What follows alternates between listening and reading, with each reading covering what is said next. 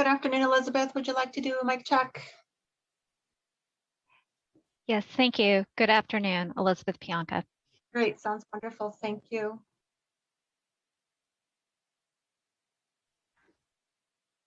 This is Deputy Clerk, just a courtesy announcement that we are now live on the internet and our meeting portal. Welcome, Margaret. Good afternoon.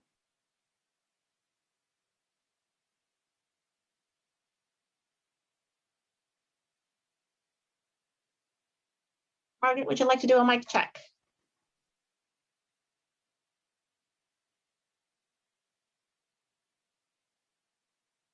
Oh, okay. Is it working now? Yes, I hear you now. Thank you. Okay.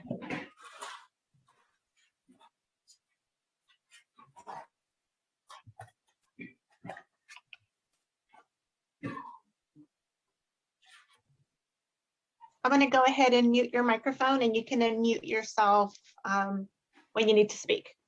Okay. Thank you.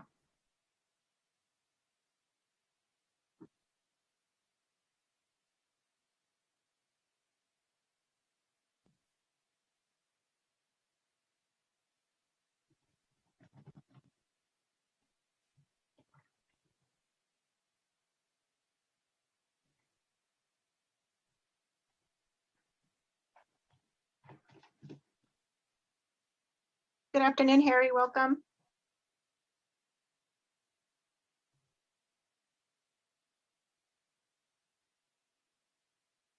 Harry, would you like to do a mic check? Excuse me. Thank you. Yeah. Very good. Perfect. Great. Thank you. Welcome, Don. Good afternoon. Would you like to do a mic check? Yeah, can you hear me okay? Good I afternoon. sure can. Good afternoon. Thank you. Janet, would you like to do a mic check? Yes, can you hear me? Sure can. Thank you. Great. Yuen, would you like to do a mic check? Yes, can you hear me? I sure can. Thank you.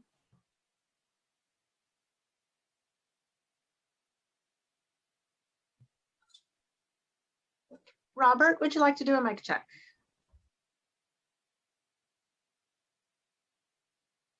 Hello, can you hear me? Yes, I can. Thank you. Thank you.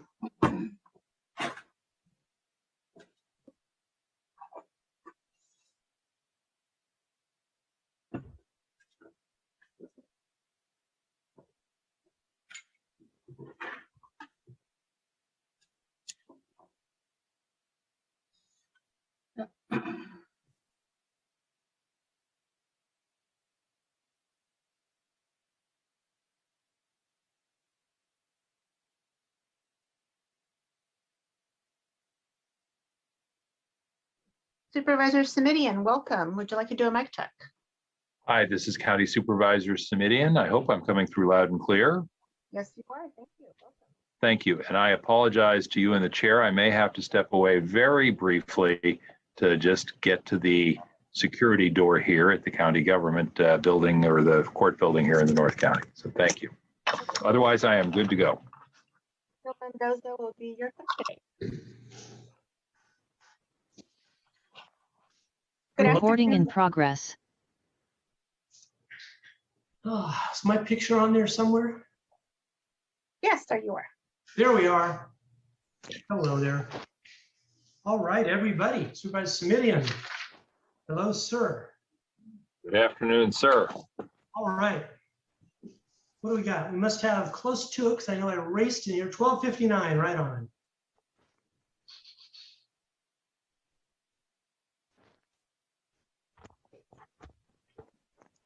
Five, 10, 15, 20, 25 people on my screen, 30.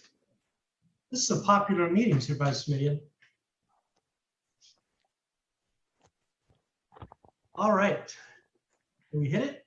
We hit it. 1 o'clock. My aide is there. Thank you very much. Hi, Christopher. Let's call this meeting to order.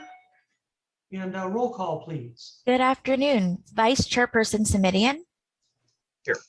And Chairperson Wasserman. Here as well. Thank you, Jill. Thank you. Public comment.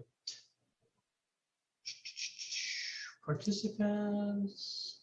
We've got a couple, I see. Yes, sir. Great, let's give them 3 minutes each. 3 minutes. 1 moment while we get the timer up for you. And Supervisor Wasserman, I am here. I have just cut my video because, as you know, there are sometimes bandwidth problems if we try and use both. Sure, and when I eat an Oreo, I turn my video off as well, so I understand. All right. Thank you, sir. Yeah. Our first speaker is Scott Largent. I am unmuting you. Please accept the unmute. You'll have 3 minutes to speak. The timer will start when you begin speaking. Good afternoon, everyone. Scott Largent. Hopefully the cell reception's working okay and it's not too choppy today. We got you. Had some. Oh, thanks, Mike. Appreciate it. I like the Oreo thing too. I kind of have a problem with those lately too. So, what I'm on here, not really complaining about, but the big mop bucket that that I stay at, you know, down in the crash zone down the road. I've been watching this play out there for almost a year now. Different services from the county, how the PD handles things, how these crisis intervention teams, you know, what they do. It is, none of them are on the same page. And I say this a lot, right hand, not talking to the left hand. It's exactly like what happened during 9/11, where the NSA, the CIA, and the FBI were not communicating together. I've been trying to get people on the same page to understand the good, the bad, and the ugly that are out there. Trying to get them to understand, you know, look, this person's a, you know, senior, they're disabled. You know, this is their situation. Stop hassling them and go after the crackhead that's lighting fires and dismantling cars throughout the night and causing a lot of problems. I'm very concerned that the county does not, it's basically pending upon the calls that come through that they will come out. It's not really a proactive approach. They could set up a trailer out there. We could have clinicians and psychologists, and, you know, the behavioral health system could literally just land right in the middle of that field. I'm very concerned for a lot of people out there for what the city has done, dismantling encampments and just throwing people around. I'm just very shocked that this happens in the United States of America, that this is just not something that we get boots on the ground immediately. I'm trying to organize people out there. My area is the first to go out there within the next month. But I just wonder why nobody ever thought to do that, why a place wasn't provided. There are seniors out there. There's elderly women. There's people that you could literally pull out of this right away. You could drive their motor home over to the fairgrounds, for instance, set up areas for it to park, knowing that these people are not a problem. They don't really need a massive law enforcement presence. They're not bad people. And if we get them out of that situation, we can focus on the true problems out there. Zero bail basically just opened the door of the jail to dump it in a field. I listen to the screams, the hollers at night. I listen to a lot of this stuff, and we need to have kind of like a safe area around here. You know, we're near the courthouses, we're near the jail, and then you just go right on the other side of the freeway, and it's Hell's Kitchen. I'm very, very shocked. I'm just asking for you guys to really, really go on a field trip and experience it and see it, and then you can start kind of lighting a fire under people. Something needs to get done. Thank you. Thank you. Our next speaker is Rhoda Fry. I am unmuting you. Please accept the unmute. You'll have 3 minutes to speak. The timer will start when you begin speaking. Good afternoon. It won't be surprising to you that I'm going to be talking about Lehigh. I'm going to turn back the clock a little bit. In 1981, Lehigh changed from natural gas as a fuel to coal. And everybody said that that was okay. Then there was a change in 2006 from coal to petroleum coke.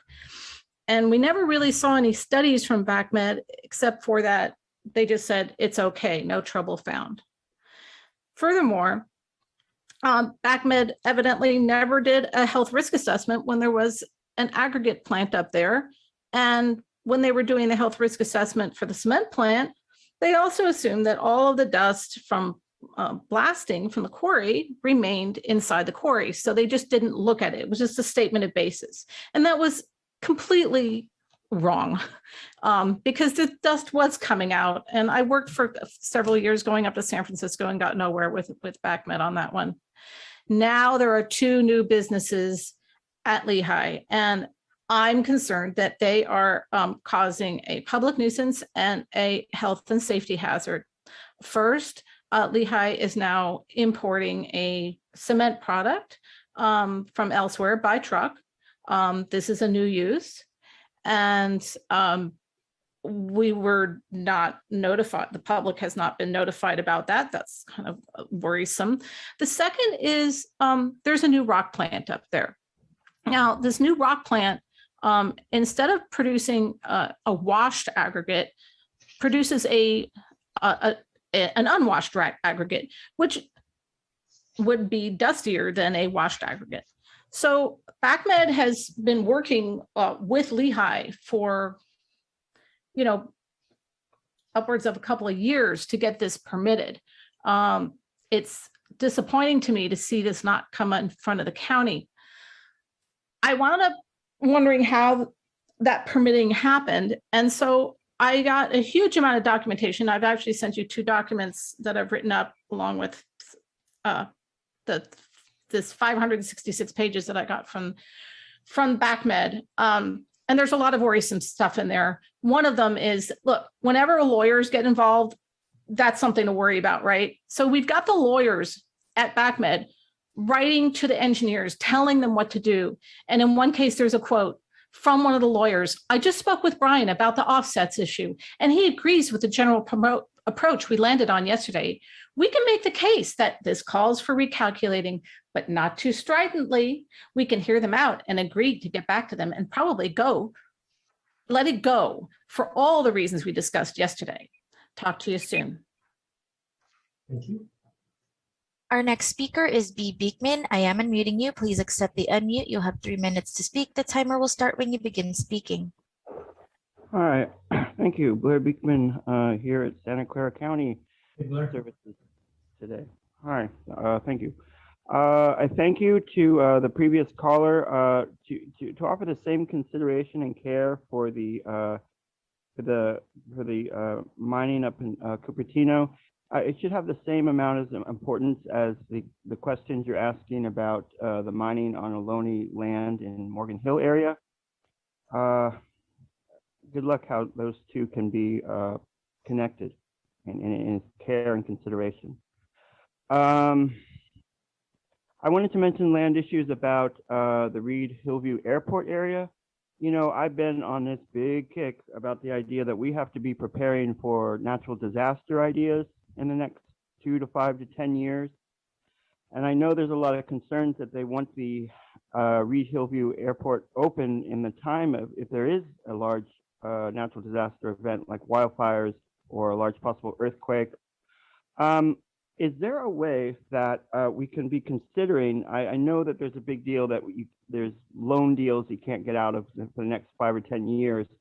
But my thinking is that we can set up a process now to close it soonest, but yet offer a certain maintenance level to the area and just make sure the runway is well kept.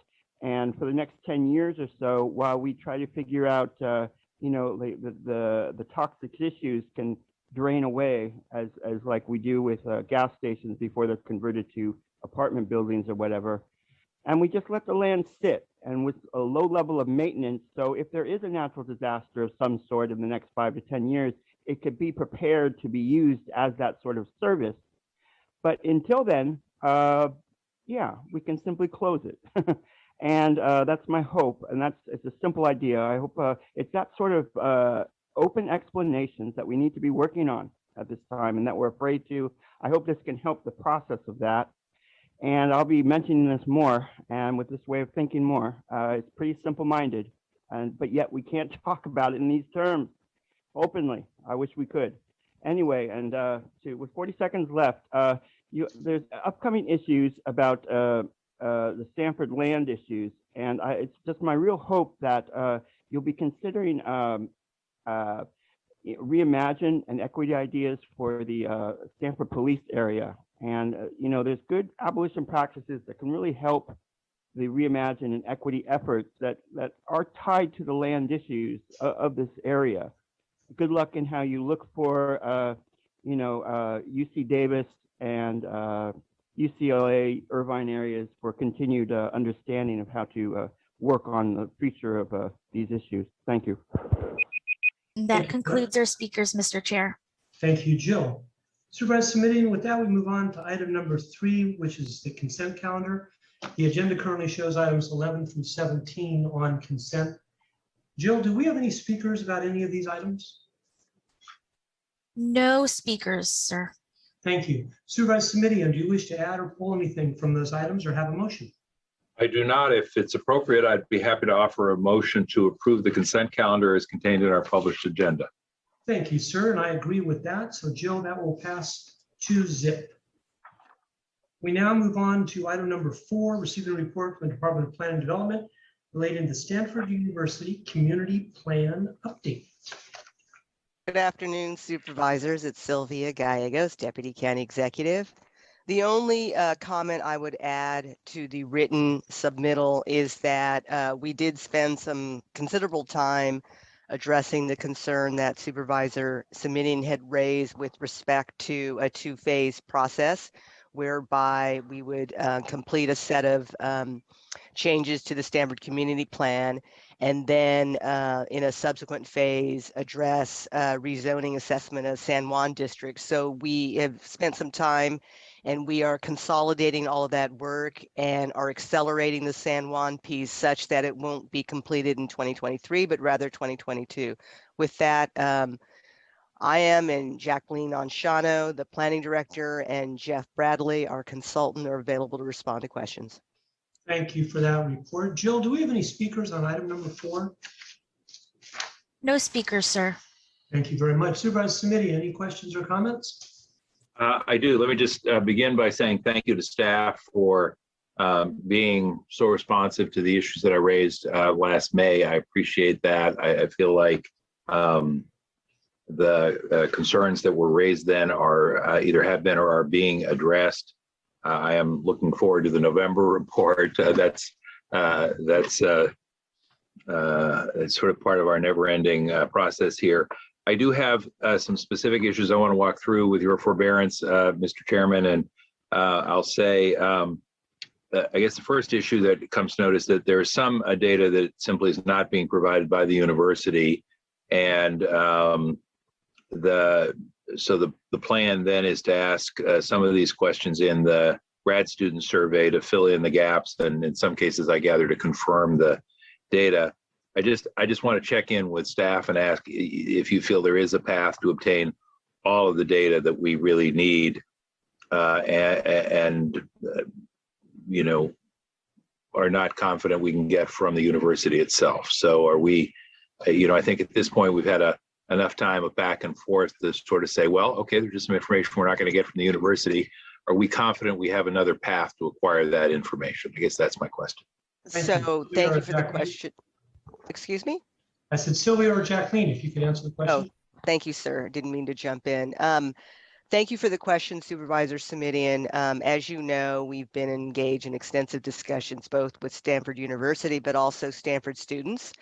And we have incorporated virtually all of the questions that the Stanford students have requested. The one outstanding request, I'll say, that is proven problematic is the one related to healthcare. But we haven't finalized the instrument. I just received this morning the latest iteration. But to answer your question, yes, we think that the survey will capture everything that is necessary to do our work.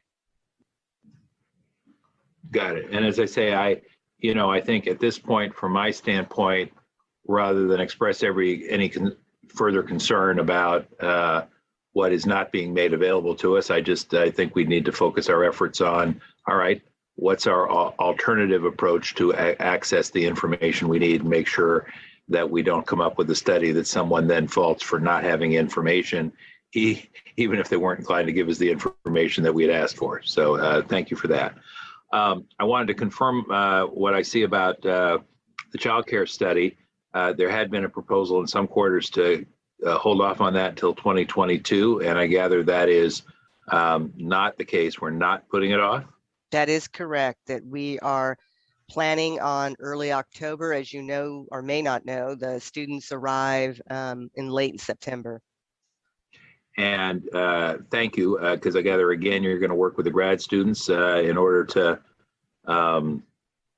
make sure we get a good return rate on whatever survey we're doing, and that the folks understand that the survey is only as good as the data we collect in it. That's correct. We've had numerous discussions and ongoing engagement with the various student representatives. Okay. And where are we on the public safety study that we've talked about in the past? I don't see it mentioned. Forgive me if I missed it, but I continue to think it's a serious part of the work we have to do. It is, and thank you for the question. We are working very closely with OIR Group, and they reassure me that they are tracking to our work plan.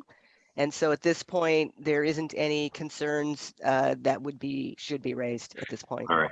Could I ask explicitly that piece of the effort be shared with us in our next report, or next update that you bring to our committee? Happy to provide it. Thank you. And Mr. Chairman, you'll notice when I'm asking for things, I suddenly make it our committee, by the way. So thank you for that. Happy to have you as a partner. And folding in the San Juan rezoning into the community plan is my shorthand for what I think you shared with us at the outset, Ms. Gallegos. Yes? Yes. Thank you. And you sort of bottom lined it, which is I think that's good, because I think then that means we can hopefully get that issue resolved in 2022 and not lose another year there. So thank you for that. And again, thank you to Ms. Anshano and her team for accommodating that. I guess the question I would have is, who will actually be doing the work on the San Juan portion? I mentioned at a prior meeting, I candidly thought we, as an organization, the community outreach had not gone as smoothly as I think we all might have hoped. So we want to see if we can't up our game and improve it going forward. So I guess my question is sort of also not only who's going to be doing that work, but sort of on with what kind of timing, because there's mention of phases, but not so much a clarity for me, at least, about what the timing might look like. Well, broadly to answer your question, unless Supervisor Wasserman, did you have a comment? No, I didn't. I was getting myself to the question. Thank you. Thank you, sir. It is principally the same team. With respect to oversight, my plan is to be more involved with that particular aspect of the work, to make sure that not only we're timely, but that we meet the expectations with respect to outreach. Okay, well, let me just ask, if I may, through the chair, that in terms of the timing for the phases, that either in your next update to the committee or offline sooner, if possible, you share with us the timeline for these phases, because I see the chunks, but it's not entirely clear to me what and then let me again just, I'm sorry, because it was, I know, painful for all parties, but I really do think we need to ask everyone involved to sort of say, all right, that last exercise in engaging with the community around San Juan issues did not go as well as we might have hoped. What are the takeaways? What are the lessons learned? What do we need to do differently and better to make that a more productive exercise? Because I think forging ahead the same way is it would be ill-advised. I'll put it that way. And then the one more thing here, I think, is I note the plan for public outreach, broadly speaking, and I want to thank you all for that. I do want to say that as you start to think about timing and venues and participation and very simply a date, that you keep my office in the loop and engaged so that we can be part of that conversation, since it will be a community event that district supervisor should be attentive to. All right. Yes, sir. The only thing I'd quickly add, Supervisor, I'm sorry to interrupt, was No, excuse me. I know you had expressed an interest in making sure the department is properly resourced, and we genuinely appreciate that expression of concern. And Ms. Anshano has developed some recommendations, and so they're coming forward to the county exec's office. And we don't want to prematurely, discuss them because we would like the opportunity to have the conversation with the county exec. But I wanted you to know that we have paid attention to that, and we are trying to address that. Thank you both for that. And for my team on the Zoom call here, the meeting, I'm going to ask them to make sure that they follow up with me after the meeting to explore that a little more fully, because I always want to make sure that the organization has the resources it needs to do a challenging job, because when that happens, then we can hold the organization accountable for doing a quality job. So thank you for that. Thank you both. Thank you, Mr. Chair. Appreciate your patience on that item. Thank you. I like that closing where if we give you money, it better come out well. Okay, I got it. That was less tactfully put, but you caught my meaning, Supervisor. So thank you. I did do that. All right, that was item 4. Receive report does not require a vote. We move on to item number 5, also to receive report from the Management Audit Division in the Los Altos Hills County Fire District. I've had several people write in, Supervisor, where they would like an opportunity once a month to say how well they're doing as well. But I also always enjoy hearing from Ms. Logan and how well Los Altos Hills Fire is doing. Take it away.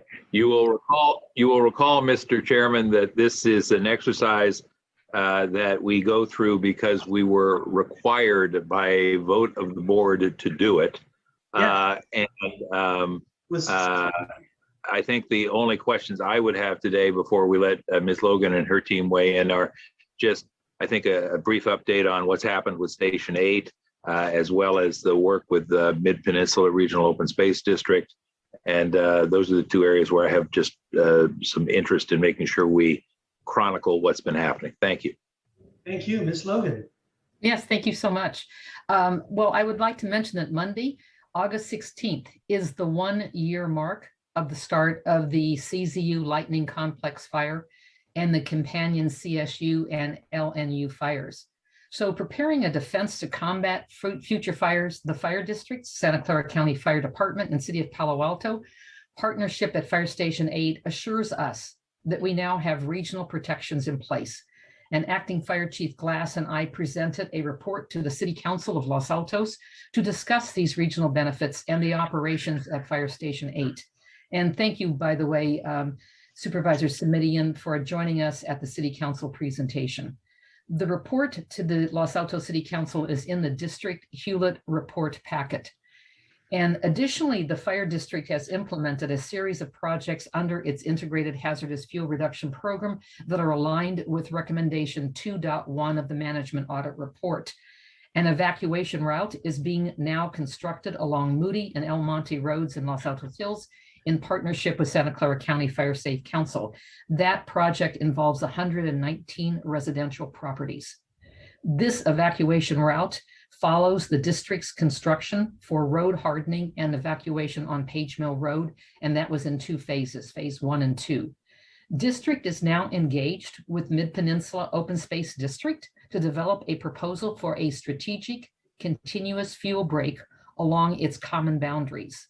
These road hardening and evacuation routes and the development of a strategic continuous fuel break projects are aligned with management audit recommendation 2.1 and will provide greater defenses from wildfire for the district and the local region. And that concludes my overview and remarks. Thank you. Thank you, Ms. Logan. Chief Glass, nice to see you. Good afternoon, Supervisor.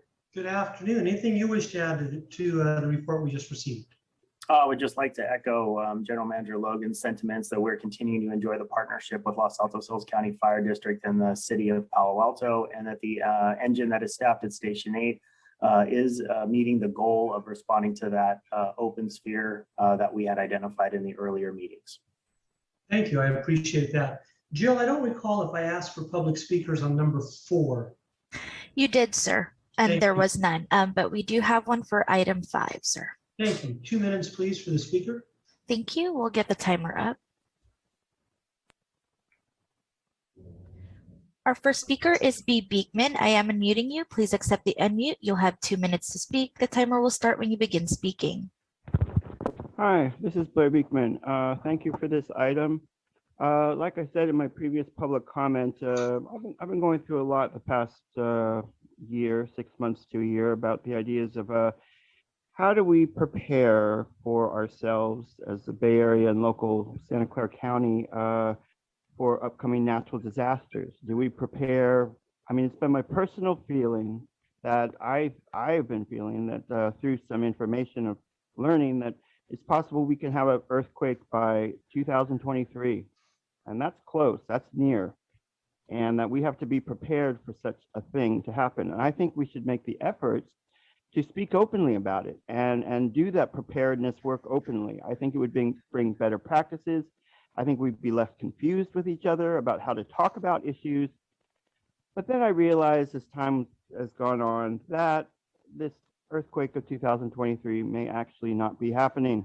So I've had to kind of adjust how I consider how to talk about this subject, and I've come upon the ideas that I needed to address it more in terms of natural disaster preparedness. And maybe we can make that idea of natural disaster preparedness a more open subject to talk about and more relevant and important in the public meeting process.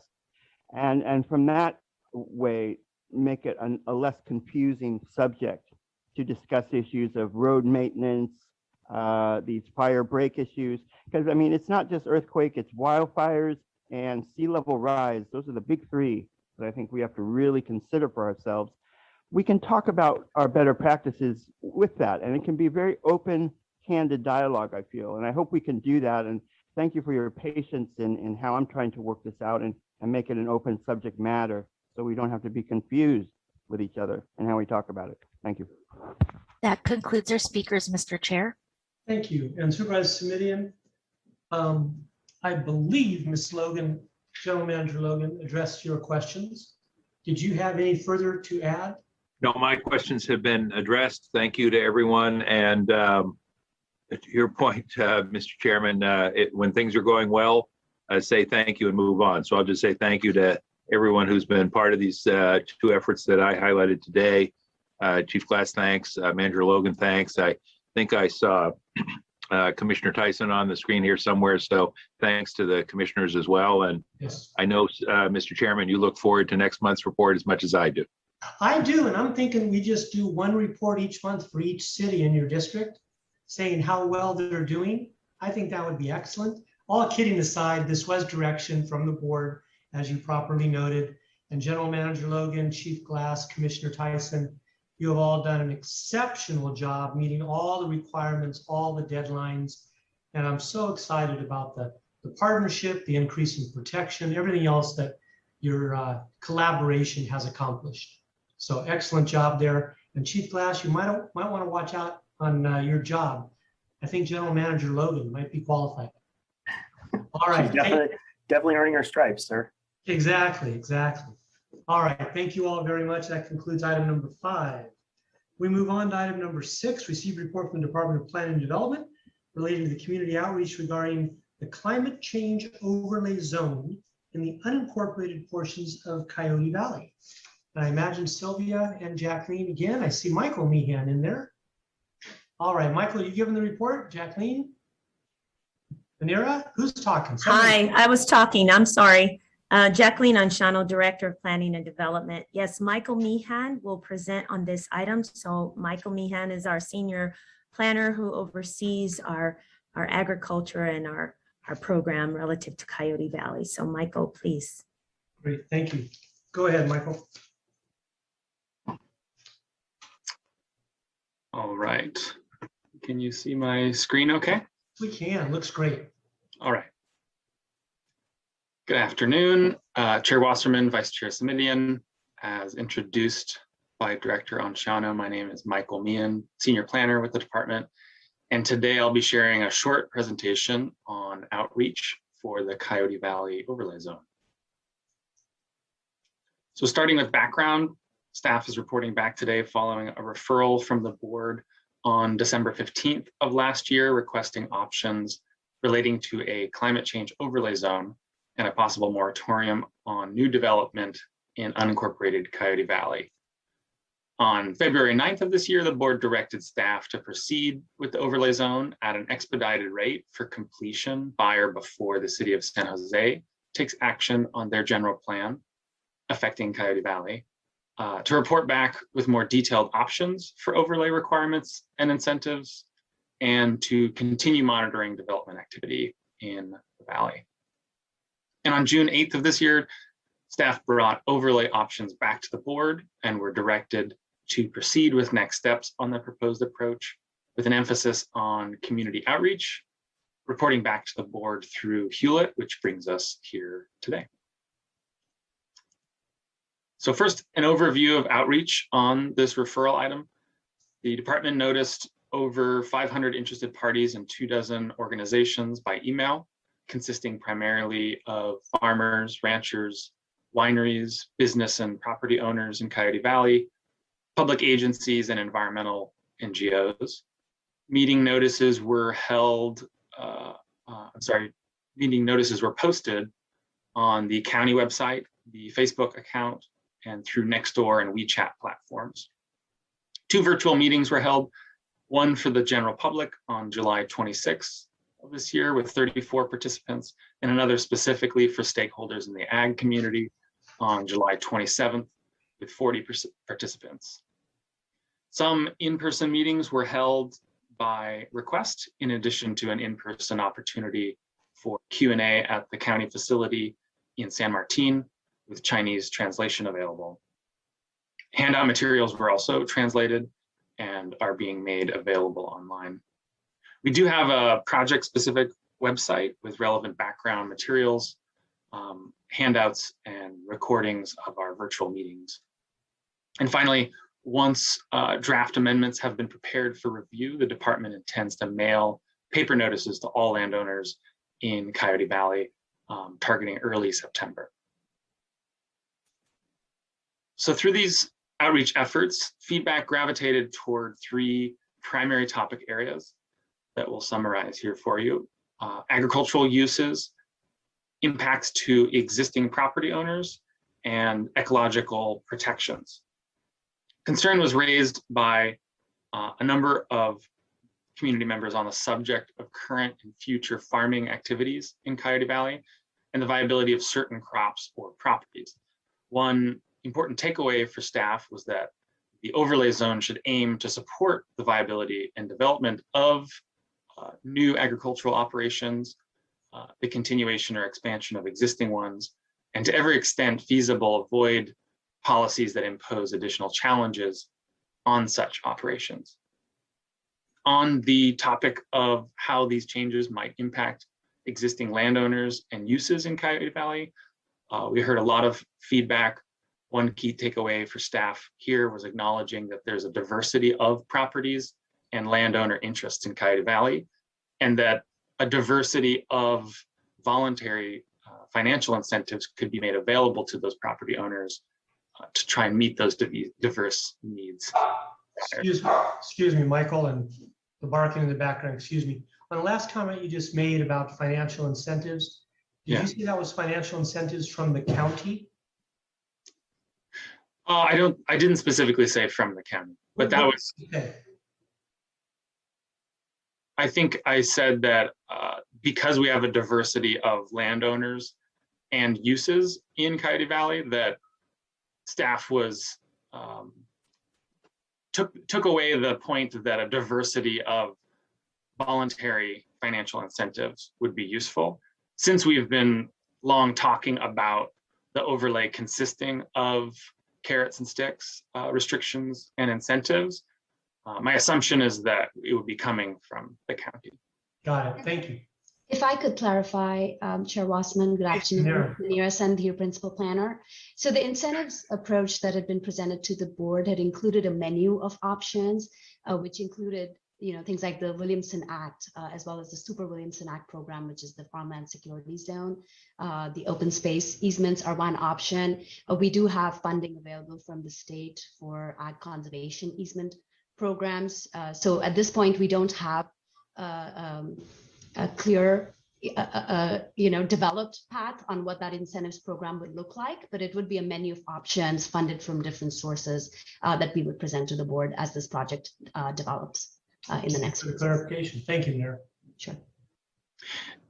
And if I may, I'll just add to that the Williamson Act and the Open Space Easement Program is perhaps a good example. While the Williamson Act is a great program that we are eager to bring improvements to in its accessibility, not only for Coyote Valley residents, but for others, it's not appropriate necessarily for all parcels, either because they're not eligible or uninterested in that commercial level of agriculture. So the open space contract and revitalizing that program is a good example of how having a diversity of incentives can cater to the different needs. Similarly, a lot of property owners are really excited about improving their wildlife compatibility or riparian areas, while others are less interested.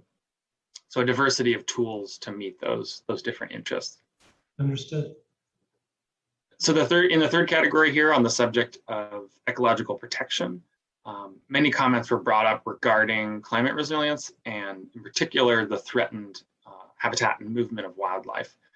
So here, one of the big takeaways for us was that ag operations and future development in Coyote Valley be designed in order to accommodate wildlife as well as groundwater aquifer recharge to the extent feasible. Groundwater recharge was another topic that came up repeatedly. So for our next steps, staff is planning to hold a study session with our Planning Commission coming up on August 26th. Next, we will draft amendments to the zoning ordinance and general plan targeting review by the Planning Commission in September. And finally, staff would return to the board for review and possible adoption of the overlay zone and the necessary amendments targeting early fall in order to align with the related actions by the City of San Jose currently targeted for November. And I had a sprinkler like that. A rainbird, I believe it's called. Yes. This concludes staff's presentation. Myself and other project personnel are available for any clarifying questions or comments. Thank you, Michael. I appreciate that. Supervisor Submitting, before I turn to you, Jill, do we have any speakers on this item, item number 6? We currently have one speaker, 2 now, sir. We do have 2 speakers. 2 minutes, please. One moment.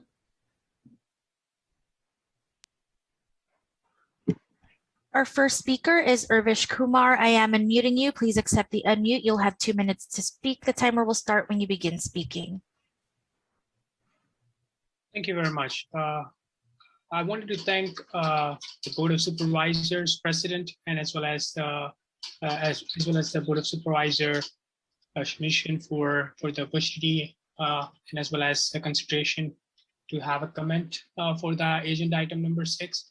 Specifically, with regards to the Santa Clara County and the open space preserved within the Santa Clara County, it is important to understand that how the climate action overlay zone is required to be drafted with respect to the county's jurisdiction, where it is not just going to benefit the open space preserve, but it is also going to help the development of the species that is required to be preserved within the Coyote Valley, as well as a part of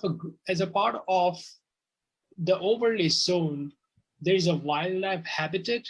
There are creeks. There are floodplains, groundwater, farmland, and other environment benefits that is required to be preserved within the Coyote Valley.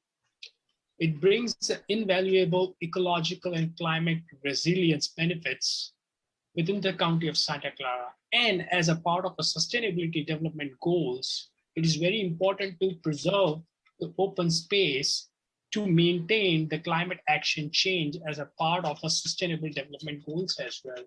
So having said that the development of such a plan requires a feedback, a holistic feedback from the county and the different cities would help prepare a plan for the preserving the open space as well as providing the public health, safety, and welfare within the county. Thank you very much for the consideration of that. Our next speaker is Roger Costa. I am unmuting you. Please accept the unmute. You'll have 2 minutes to speak. The timer will start when you begin speaking. Hello, can you hear me? Yes. We can. Yes, thank you so much for taking my my comments. I am disturbed. I just learned of this Hewlett meeting from a phone call from a neighbor. I live north of San Jose. My family has been 100-year-plus owner of property in the Coyote Valley, and the outreach to us has been abysmal. For example, I personally met with Michael yesterday, face to face, and there was no mention of this meeting occurring. There is a big gap in terms of reaching out to the landowners in the Coyote Valley about what measures are being considered that impact us in a very fundamental way as it relates to property values. I encourage you to be much more proactive in reaching out to us. We've got interests. We are citizens of the valley. We pay our taxes. Please listen to our voices. The climate change overlay is non-representative given that San Jose is now pulled out of the Coyote Valley. The comparisons are for communities of 50,000 people or more, not what Coyote Valley is. Please stop, talk to the property owners, and get a much more robust conversation than just simply listening to staff members. Thank you for your consideration. And that concludes our speakers, Mr. Chair. Thank you, Jill. I appreciate that. Supervisor Simidian, any questions or comments? I think not today, Supervisor Wasserman. If yes, I'm double checking myself. All we're being asked to do today is receive the report. Yes. Correct. I will just add my voice as an exhortation to staff.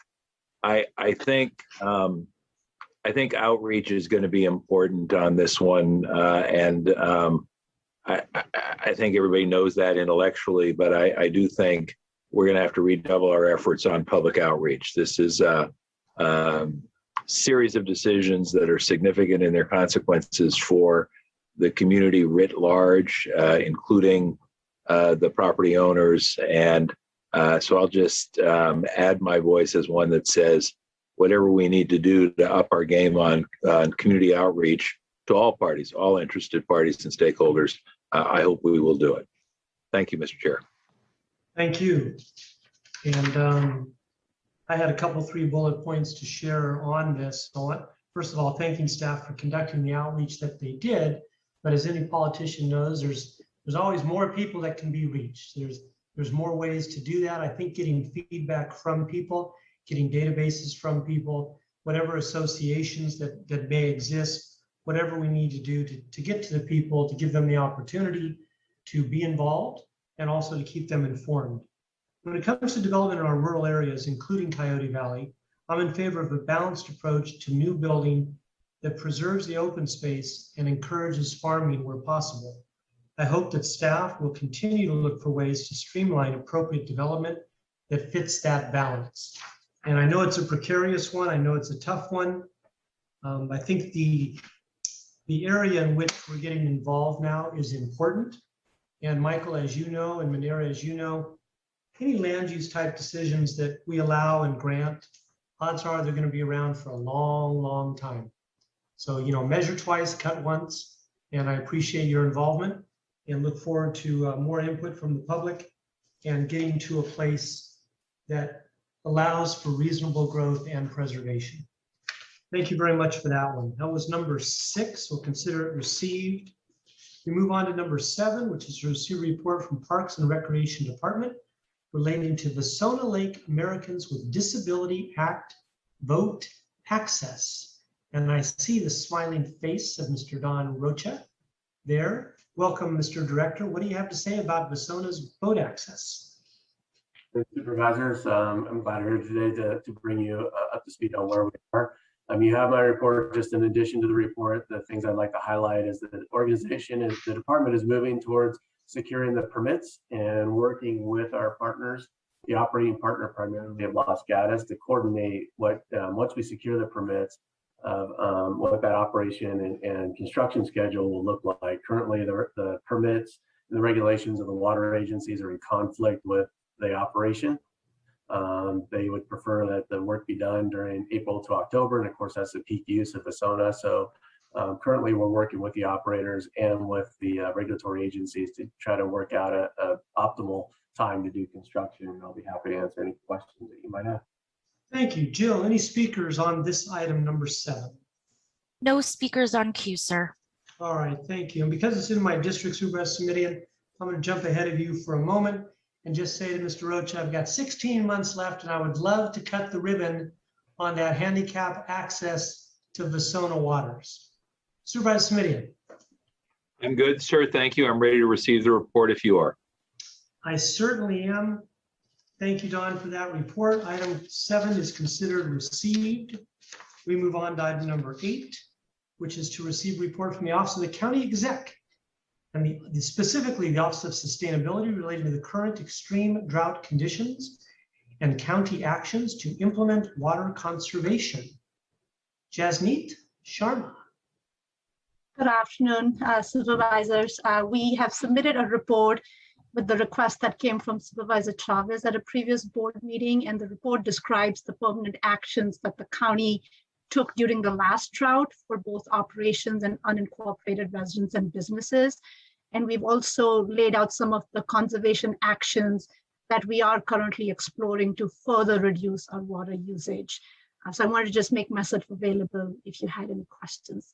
Thank you. Jill, any speakers that you see regarding this item number 8? No public comment. Thank you. Supervisor Smitty. Not much to say on this one, except say thank you for the report.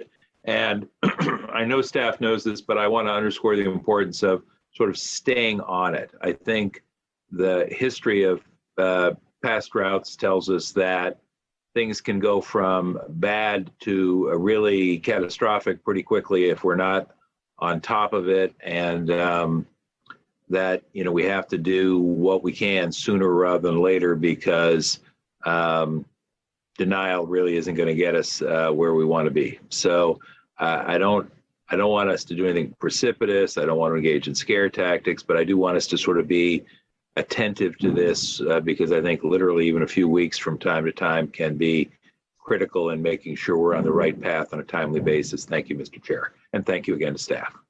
Thank you. And Jasmine, I'll say I represent the county on the Valley Water Advisory Committee, and I've told them the last few meetings to not build Anderson so big and to build a few more water purification plants, because I don't see a whole lot of water in our future that we need a dam that big, but I do see people continuing to flush toilets and take showers, and would love to see that. I think the list that you made, in your report, the county operational options, the unincorporated area options, I think you're doing a great job looking for whatever we can do. But at the end of the day, how much water Santa Clara County gets is really not up to us. That's a higher power, but how responsibly we use that water is up to us. And of course, there's a constant conflict in my mind about building more housing, which is more toilets and more showers, even if you didn't have any landscaping, and the conflict between we're in a drought, let's save water, and let's build more housing that uses more water. So it's a tough place to be, and I'm glad you and your staff are on top of it. Thank you. Supervisor, with that, unless you object, we'll consider item 8 to have been received. I agree, sir. Thank you. We will now move on to number 9, which is to receive a report from the Office of Supportive Housing relating to the potential affordable housing development at 525 Charleston Road in the wonderful District 5. Consuelo, nice to see you. Likewise. Board President Wasserman, good afternoon. Thank you. The only other comment I will share that is not in the written report is that the developer is currently working on a third community meeting that will focus on the design of the concept, the design concept for the building. And we're looking at a late September date for that. And happy to take any questions. Thank you. Jill, do we have any speakers on this item? No speakers, Mr. Chair. Thank you. Supervisor Simitian, do you want to mention anything about going faster? Yes, funny you should ask, Supervisor Wasserman.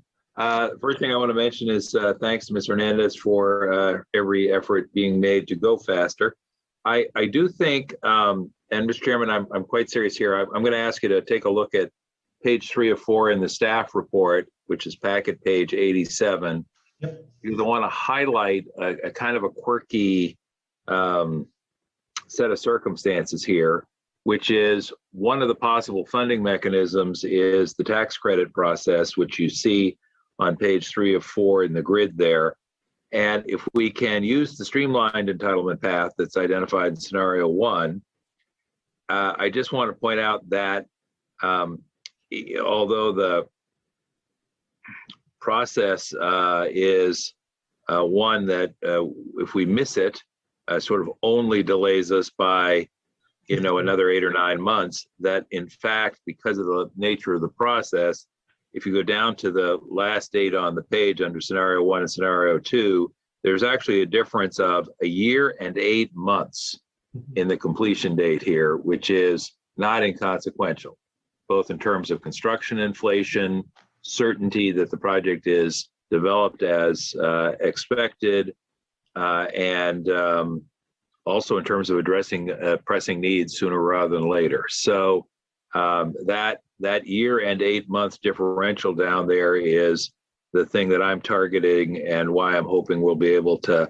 work with the developer to use a streamlined entitlement path, still ensuring careful review and significant community input. And it's to the developer's credit that we're having these community meetings with some sense of urgency. I do have one question, which is, I'm just not familiar with the term of art. I see the term conversion after, and that all comes after construction complete. And I'm looking. I'll just use scenario 2 for example, Ms. Hernandez, the grid. So construction complete January 2026, and I'd be thinking to myself, great, time for everybody to move in. But then we've got 6 months for a lease up, and then we've got another 6 months for something called conversion. Could you explain to me that part of the timeline, please? Explain to us. Absolutely, Supervisor Simitian. These are very technical financing terms. The conversion is like the final step in which the tax credit equity comes in and all of the permanent financing is closed out. And before that happens, the building has to be occupied at least for 3 months and stabilized before that process begins. So technically, once the construction is completed and the development has the certificate of occupancy, people do actually start to move in. But we allow for significant of time for the lease-up process because it does take quite a bit of time. And all of that actually starts happening 6 months before construction completion is scheduled to be completed. All right, so now I'm going to press you a little, as you know I always do on this timeline matter. And so if I'm looking, I'm going to stay with scenario 2. So if the construction was complete in January of 26, theoretically, people could be moving in February, even if they were modest in number. Do I have that right? That's correct. All right. That makes it a little less painful. And so I'll say thank you for that. And again, thank you for your efforts to expedite. And I really do think there is reason to pursue the streamlined entitlement path. So I'm glad we're doing that. Thank you, Mr. Chair. That's all I have.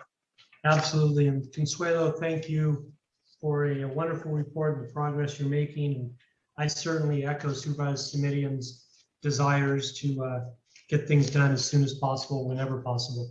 And I know you're on top of a whole lot of things. You're doing a great job. Thank you very much. All right, that was item number 8, considered received. Moving on to item number 9, receive a report from the Office of Supportive Housing relating to potential housing development at 525. Oops. Nope. Excuse me 1 second. We just did that one. We now move on to item number 10.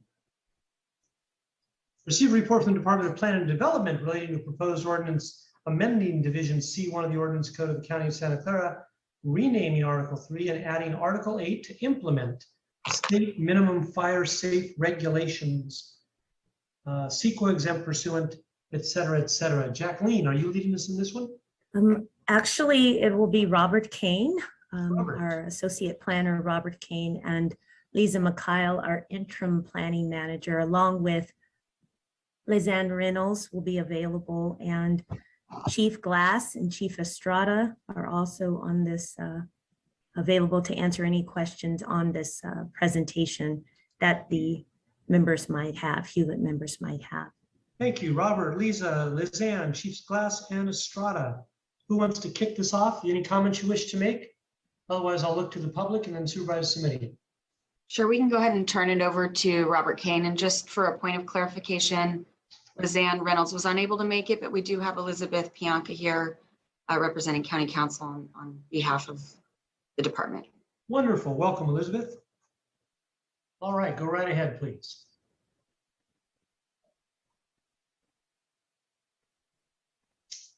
Good afternoon, Here we Chair Wasserman and Vice Chair Smidian. My name is Robert Kane, and I am an associate planner in the Department of Planning and Development. I am here to talk to you about this ordinance, which establishes an appeal process regarding the state minimum fire safety regulations. As we've previously discussed, wildfire risk continues to be a significant issue here in our county and throughout the state.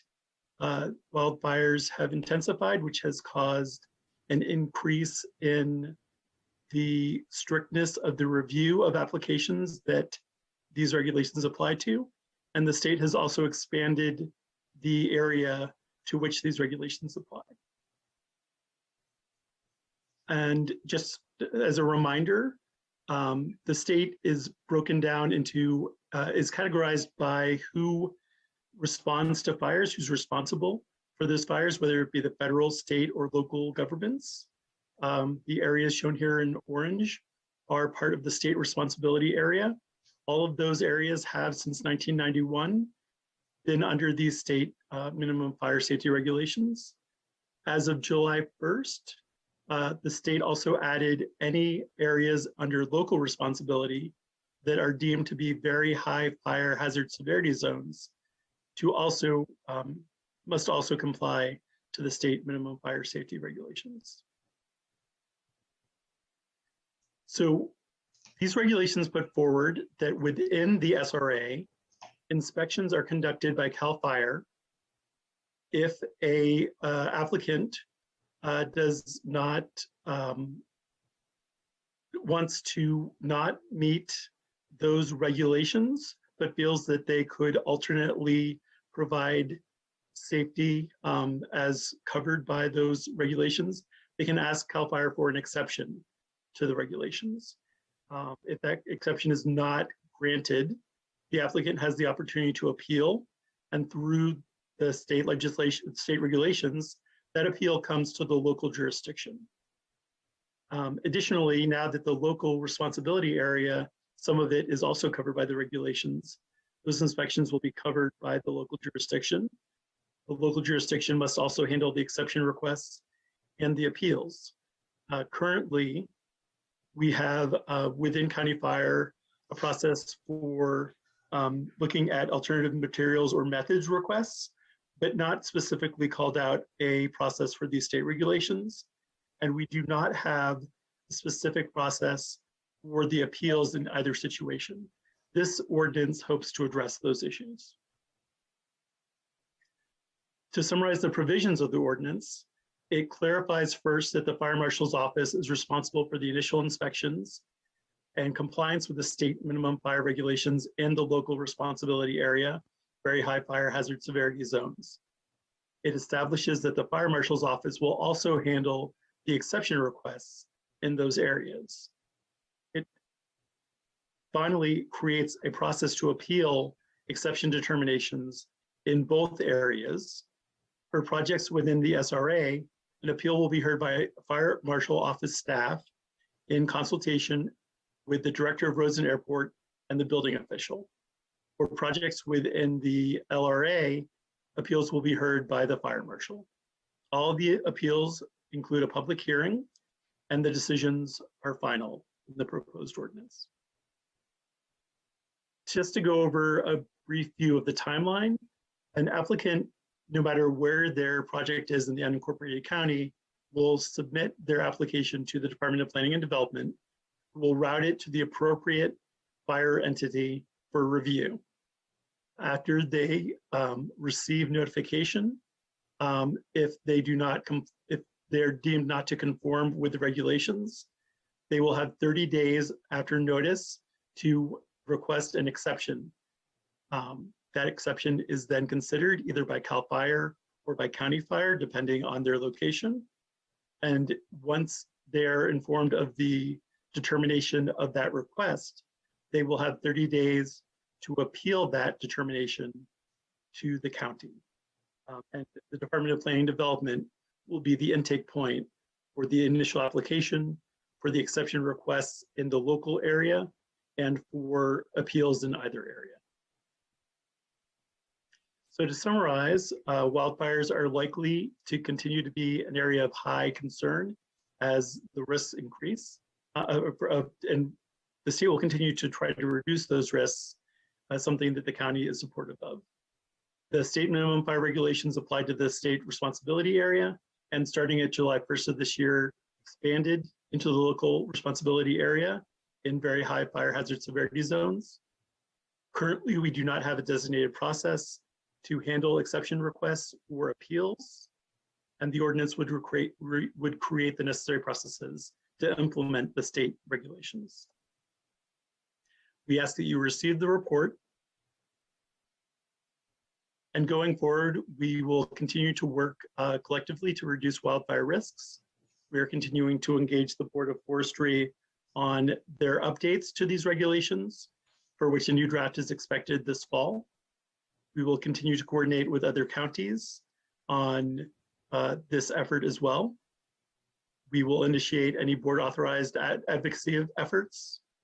And we plan on, with this committee's approval, we would take this ordinance and the appeal process to the Board of Supervisors. I am available, as are other members of our staff, and as well as County Fire, to answer any questions you might have. Thank you very much, Robert. I appreciate that. I noticed on page 8 how big my district was, and I deserve a raise in my auto allowance, but that'll be another day. All right, Supervisor Simidian, you go first. Thank you, Mr. Chairman. And let me just see if I can bottom line the timelines a little bit here.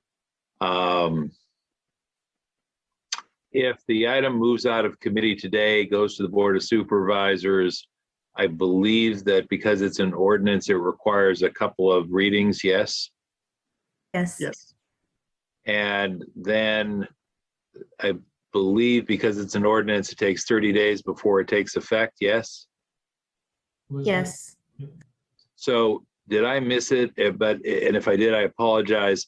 Do we have a sort of like, okay, the soonest date that all of this could be squared away so people have a process is what date?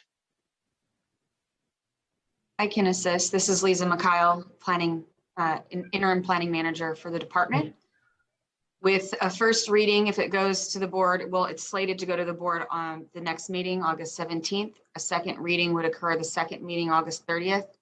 And the ordinance would go into effect 30 days after that. So we're looking at October, early start of October for the ordinance to be in effect in a process. And so appeals could be heard in probably mid-October because of the requirement to publicly notice. Just for clarification, the first reading is scheduled the 17th of August. The second reading is scheduled for the 31st. The 30th is a Monday. I so- apologize. Yes, the 31st. Thank you for the clarification. So, and then how many folks have filed appeals that are currently pending? We have 2 appeals currently pending that we are working through the process. And yes, that's where we're at. Yeah, and now comes the hard part. Mr. Chairman, I'm not going to belabor the conversation that we had previously about state decision making and timing and passing the responsibility for handling appeals for state decisions to a county jurisdiction. But I am, if I understand it, and anyone who can help, please clarify. As I understand it, we had a couple of folks or a couple of property owners who have appealed, who thought they were headed to the Planning Commission, and ultimately that determination was reversed because folks thought it made sense to have a different process, which you've articulated today, and to use that process consistently from start to future. Have I captured that correctly? And if not, someone please help clarify. Go right ahead, Jacqueline. Thank you. Yes, you've characterized it correctly, but I want to just clarify. Our staff was using a process that the state regulations allows us to use relative to entitlements. And when they brought that issue to me, and we looked at the regulations, I found it more prudent for us to establish a process by which the technical experts are reviewing these appeals. Got it. No, I think, I understand. I think different people have different point of view, and that's just fine. I think, there are arguments for allowing these determinations to be made by folks with professional expertise, and there are arguments for handing them off for final determination to lay people who are independent of the system. I get both arguments, I think. I'm more just trying to sort through the nature and extent of the challenge with folks who may have been sort of caught in the back and forth around what happens when. So I think what I'd like to do, Mr. Chairman, is say thank you. That answers my questions. Appreciate the clarification, Ms. Anshano, and then listen to public comment, if any, before you and I weigh in as to next steps, Mr. Chairman. You got it. Jill, any public comment? We currently have 3 speakers on queue, sir. Okay, let's give them 2 minutes each. Thank you. One moment.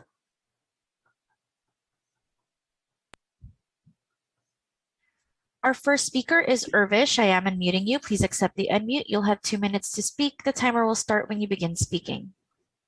Thank you. Thank you very much. Thank you very much to the Board of Supervisor President and as well as the Supervisor's Commission. What I wanted to mention and emphasize about the fire marshal law as well as the uniformity of a law that is required to be implemented as a part of implementation of an ordinance. As the technology is revolving, and so is the requirement to procure and secure, and as well as to maintain the fire safety standard, it is important that the fire marshal laws as well as the County of Santa Clara Fire Department system be implemented in a way where they are aware of the maintenance as well as of a different equipment systems within the county, where the technology is providing the most evolving work. The recent technology innovation examples are the transportation of flammable liquids in a cargo tanks, the gasoline vapor control systems, the portable internal combustion engine-driven pumps, as well as the pipeline system within the county. These are some of the examples where the fire marshal law and as well as implementation of safety standards are the most emphasized on, as well as the certification of those fire extinguishing systems are also important. So having said that, as the draft is being implemented, the technological evolution to be considered and emphasized on is vital at this point. Thank you very much. Next speaker. Our next speaker is Michael Burke. I am unmuting you. Please accept the unmute. You'll have 2 minutes to speak. The timer will start when you begin speaking. Thank you very much. Years ago, we bought a beautiful 7-acre parcel at the end of Old Well Road to build our dream home. Before we closed, I checked with the county about buildability, and I was told no problem. It's got site approval. Over the next few years, we spent over $100,000 on plans, studies, surveys, and the like. Permits were granted, but unfortunately, so did the Great Recession happen. Property values fell, so construction loans were not available. Permits expired before the economy recovered. Since that time, the access road has not gotten steeper, narrower, or longer. We have well over $100,000 invested in our property and are paying approximately $13,000 a year in property tax. We have over $1 million. Your appeal ordinance needs transparency, flexibility, and guidance, and encourages fairness. If the appeal process is nothing more than just running the same numbers through the same formula, then there's no reason to have it. There are also quantitative issues that can mitigate access issues. How many homes share the access road, defensible space around the road, water supply, etc. We also need you to consider that for many people who own properties affected by your decision, that represents their biggest asset. Losing the right to build a home there would be devastating and unrecoverable for those people. We also need a way to get a fire-safe decision without the building permit process. Why spend $100,000 to be told no with no chance of fixing the access? Or how does a prospective buyer know whether or not he can build? New construction on existing lots is not the same as developing new lots, and they need different rules. Thank you. Thank you. Our next speaker is Lynn Kennedy. I am unmuting you. Please accept the unmute. You'll have 2 minutes to speak. The timer will start when you begin speaking. Thank you. I echo a great deal of what Mike Burke has just said. The county's criteria for exceptions to the fire safe regulation need transparency, and they should be friendly to otherwise buildable parcels that are part of an existing neighborhood with existing roadways. The reviewers should try as hard as possible to permit reasonable development with mitigation measures confined to the actual construction on the parcels, such as sprinklers and water supplies, as opposed to factors that are far beyond the scope of the project. And in addition to an appeals process, the county really needs to establish a process to confirm the buildability of a parcel far prior to a permit application. I've also written you a letter to this effect. I hope you were able to see it. It's not reasonable to expect a single property owner to shorten a dead-end road or link it to another road. Rather, the review should consider the impact of adding one single family residence or whatever the project is to the neighborhood. And the county has simply got to recognize that prohibiting development on properties strips owners of significant value and creates severe hardships unless there's some way to provide compensation, which you would do if there was an eminent domain reason for taking the property. So I hope that that you can add clarity to the appeals process and also help prevent the need for appeal by adding a process far in advance of a permit. Thank you. That concludes our speakers, Mr. Chair. Thank you very much, Jill. Supervisor Smidian. Thank you. Let me ask staff to comment on a couple of the issues that were raised in public comment. here again, the challenge is that we're wrestling with a state mandate, and I'm not trying to walk away from our responsibility as a county, but I am trying to parse what we can and can't do independently. So is there a way that the process might be modified to allow folks to get buildability determinations before they are obliged to invest significant sums of money? Let me ask planning staff that question. Sure, thank you, Lisa McCall, interim planning manager. We could, applicants do have the ability to request pre-screening applications or pre-applications where we can pull together our subject matter experts and discuss these items before they invest significantly in properties. So we do have those capabilities. Director Anshano, I don't know if you wanted to add anything further. No, that's the process that we have available to the public currently. And that process now exists, yes? Correct. Yes. And would exist if the ordinance were adopted? Correct. It's in existence separate from this appeals process. Yes. And I understand you don't want to slow down the ordinance, but is there any reason why the existence of that process couldn't be explicitly called out in a subsequent amendment to the ordinance? It could be, but it's not necessary because it already exists. So the public can simply access this process currently through our processes and procedures right now. They can go onto our website. I am only inclined, I'm going to stop talking because the supervisor who chairs this committee is raising his hand. So I'm going to call on you, Supervisor Wasserman. Go right ahead, sir. Thank you. I know as chair, some chairs, they interrupt, they do whatever, but I'm really opposed to that. But the point you made is just excellent, and it's wonderful for the buyer. But the facts are the problem that Supervisor Simitian's dealing with, and I've got concerns about too, is to the seller.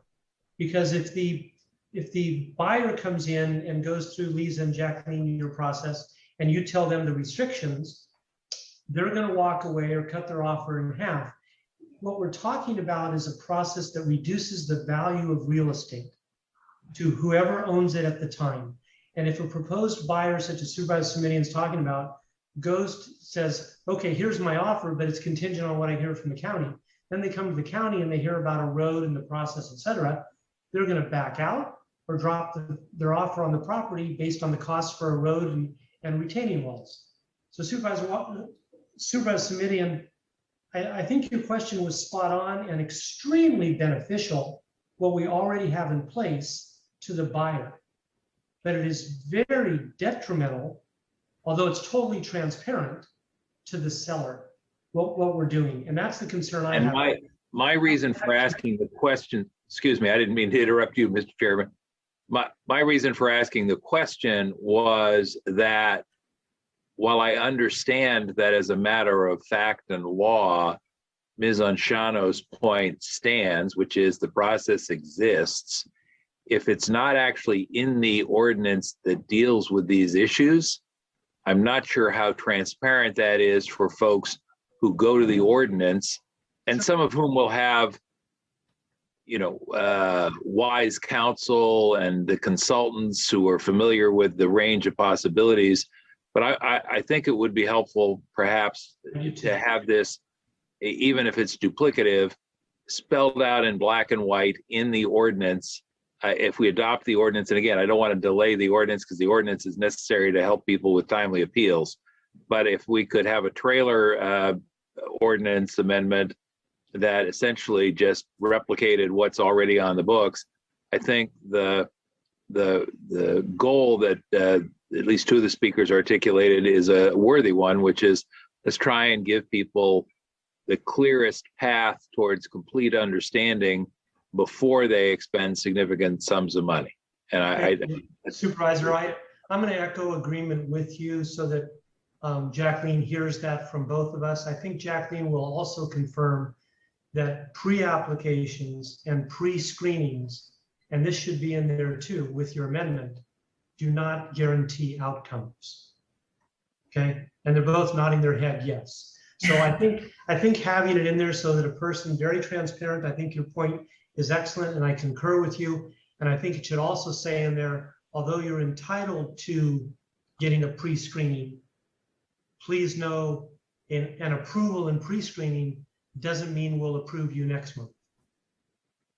And through Chairperson Wasserman, if I may, we Yes. can also, we were discussing earlier today, at the closure of the ordinance, we would probably put information on our website as well regarding this FAQ type of informational handout for applicants to see. Thank you. I just hate the fact that an applicant goes through the process, gets the approval, goes ahead and buys the property, goes through the process and gets turned down. Right. I mean, it just gets worse and worse by the minute. Supervisor Simitian, please go ahead. Thank you. I guess my next question is, we've got two folks who are sort of, caught in limbo here, who have already applied for exceptions, if I understood the staff response correctly. May I ask when they applied, when they filed their appeals? Do you have that date? Either Lisa Mikhail or Robert Kane, do you have the exact date of when they applied? I don't have that handy. I could look it up. Robert Kane may have it off the top of his head. They both applied while he's looking that information up. In both situations, they're both in the state response area. So they submitted their exception requests to CAL FIRE staff. CAL FIRE staff did not approve their exception request, and then the applicant subsequently appealed to the local jurisdiction, which is the county. Robert, do you have those dates? Do you have those dates, Robert? Do you need me to look? I do. It was May 10th and May 12th. For the Which appeal. one? May 10th for the one and May 12th for the other? Yes. Thank you. Sure. I guess if, a desire, which I'm sure everybody shares, to make sure those folks get caught fairly, notwithstanding the fact that they've been sort of caught in the, I'll call it the process crossfire here. The question I have is, how certain are we that they're going to get, I mean, my understanding is that there's some frustration there that they can't get heard by the Planning Commission in a timely fashion. And I understand staff's desire to create what staff believes is a better process, but I don't want these applicants to be punished from a process standpoint if there are delays in implementing the ordinance. So that's why I was asking the question. I guess, Mr. Chairman, if you're looking for a motion, I'll move approval of the staff recommendation with direction for a follow-up amendment along the lines that we already discussed about the ability to get a review prior to the expenditure of sums of money. And again, with the understanding that it is essentially a restatement of existing county ordinance, and with the additional clarification that Supervisor Wasserman asked for, which I took as a friendly amendment from him. But also I'd like to provide direction, and I'm a little open to some staff guidance here, but I want to make sure that come hell or high water, these people have an answer by the end of October. So what I'm inclined to say is, if by that these two items be agendized for the October Planning Commission, and unless there is an ability to hear the matter through this newly created process. Is that something staff could live with? If I may, we were actually discussing this, Supervisor Simitian. Ms. Mikhail, we had calculated that if the ordinance moves forward through the process, knowing where these two appeals are, they would be at the same time. So Supervisor Simitian's asking to make sure that they have been heard by the end of October. On our calculations, would that be the case with the appeal process? Yes. That's correct. Yes. Okay. All right. Let me be totally transparent. Excuse me, Ms. McCall. let me be totally transparent about what I'm trying to do here. I'm trying to make sure that if the process gets gummed up in any way, shape, or form, or if staff is not moving as quickly and expeditiously as we hope and expect you will, that the two applicants are not penalized by virtue of either one of those two events. And I agree with what I thought was implicit in Ms. Anshano's comments, which is, seems to me like there should be no reason why we can't make this happen. But you know, I can't. I don't. You know, the unexpected is by definition unexpected. So I'm just trying to make sure that we do right by the folks who are in the process. And I'll just close, Mr. Chairman, by saying that's a motion. If you're prepared to second it, I will say I think there's going to be a series of bad choices pretty much in every one of these hearings and appeals, which is somebody's going to be out of pocket. That's an unhappy thing, or somebody's going to be at risk in terms of both their property and their personal safety, and that's an even worse thing. And you know, there aren't going to be cases here where I think everybody is happy by the time they get to the exception process. I think that's just the hard task we've been handed by the state. So that's my motion for today, Mr. Wasserman. Thank you. I'll second that, and I'm sure Jill got everything for the record. The bottom line on my notes that I had highlighted in yellow said, I would like those appeals to be heard by the Planning Commission as soon as possible. And according to what I heard from Lisa, the 2 readings and stuff to be done by the end of September. So Supervisor Simitian's request that the 2 appeals currently in the pipeline be heard at the Planning Commission meeting in October is what I am seconding as far as in this motion. So that's definitely the direction that planning has from the Hewlett Committee. I just want to make sure I'm clear.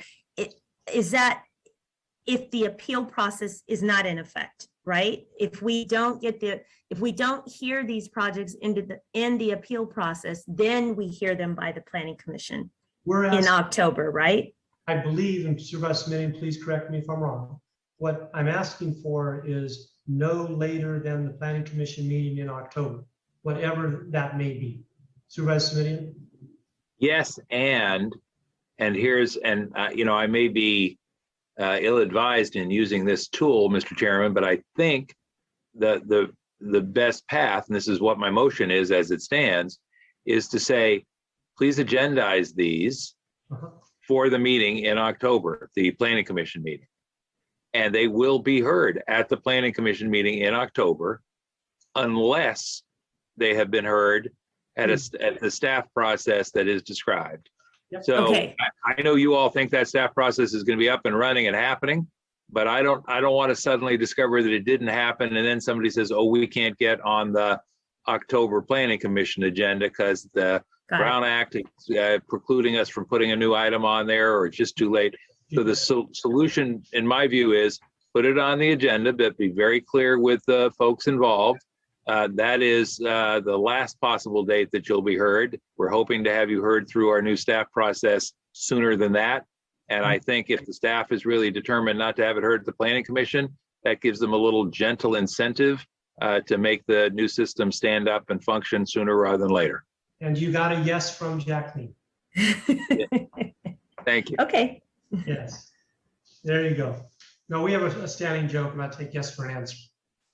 All right, so that was item number 10. 11 through 17 were handled in consent, which brings us to the conclusion of this meeting, and our next one will be Thursday, September 2nd. With just one addendum, if I may, through the chair. Yes. And that is on our consent calendar is the change in dates and times for subsequent meetings. And I just want to say thank you to you, Mr. Chairman, for accommodating the scheduling challenges of my VTA assignments. I know that's been a bit of an inconvenience, and you've been more than gracious. So thank you again, and appreciate your helping me be at 2 places at once. And thank you for being our warrior on the VTA board. Mr. Chair, sorry to interrupt. Just for my sanity, can I please get a vote for that motion? Yes. we want to do a roll call vote. Jill, go right ahead. Vice Chairperson Simidian Aye. and Chairperson Wasserman. Aye. Thank you, sir. Thank you, Jill. That was important to do. All right, everyone. Enjoy the rest of your day. Take care.